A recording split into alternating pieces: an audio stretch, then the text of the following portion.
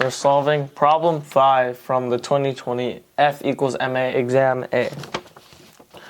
A pendulum of length L oscillates inside a box.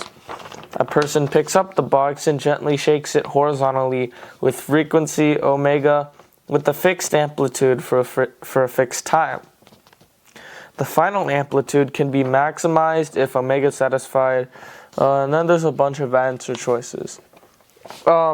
So we want to maximize the final amplitude where it's shaken inside this box.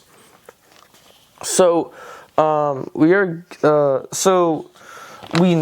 know that there will be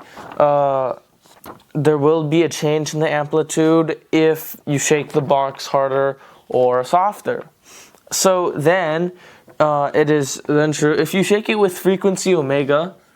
In order to maximize the oscillations for this, it would have to be square root g over L, which is a basic formula or equation. So our answer is simply just the square root g over L because that's when it's maximized.